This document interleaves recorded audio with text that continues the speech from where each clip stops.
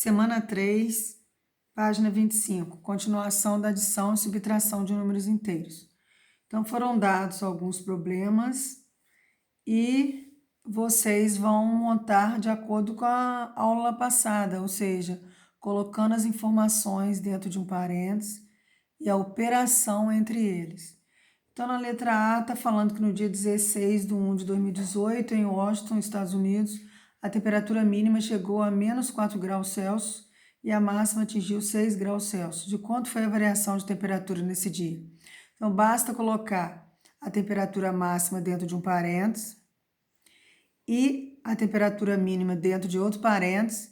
E como eu quero saber a variação, ou seja, eu vou ter que usar a subtração.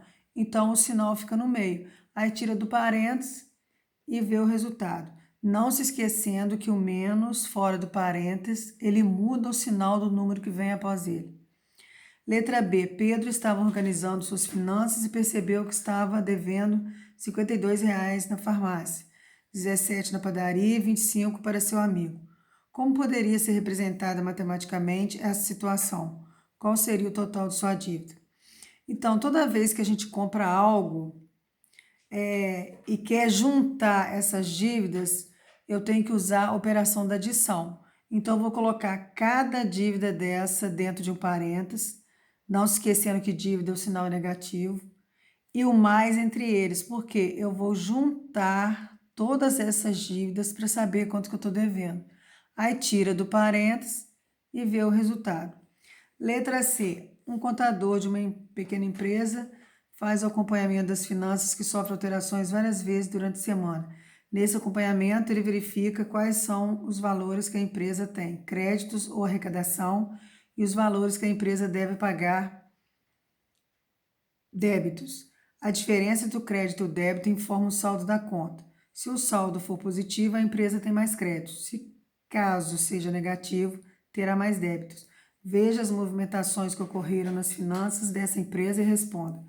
Então, a primeira, no início o saldo era de 8.500, então como não tem sinal é porque o saldo estava positivo, e passou a ser negativo de 2.300. Então, se ele tinha um saldo de 8.500 e passou a dever, o que aconteceu? Ele fez o quê? Um débito, né? Agora, foi de quanto esse débito? Porque ele passou a dever. Então, se ele passou a dever, ele gastou mais do que ele tinha. Então, quanto que ele debitou? Na próxima, na segunda movimentação, o saldo de negativo 2.300 passou a ser negativo de 4.250. Então, a dívida aumentou. Olha, se a dívida aumentou, significa o quê?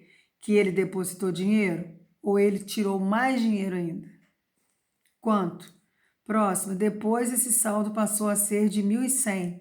Dessa vez, houve depósito ou retirada. Então, era negativo de 4.250 e passou a ser positivo de 1.100. Ele fez depósito ou retirada para o dinheiro passar a ser positivo? De quanto? E a última pergunta, na página 26. Então, quando o saldo era de 1.100, o contador depositou 5.600. Qual foi o saldo resultante? Então, depois do saldo 1.100, como não tem sinal, é porque ele tinha 1.100 e aí depositou 5.600. Se ele depositou, esse dinheiro aumentou ou diminuiu? Qual foi o resultado final? Então, bons estudos, né? Prestem bastante atenção no sinal negativo entre os parênteses, porque, repetindo, o negativo significa que você vai colocar o sinal do número que vem após ele oposto. Ou seja, se for negativo, vira positivo, se for positivo, vira negativo. E quando é adição entre os números, a adição não muda, porque eu vou juntar. Então, juntar é conservar o número com o mesmo sinal. Boa sorte aí nas atividades e estarei à disposição de vocês. Beijo!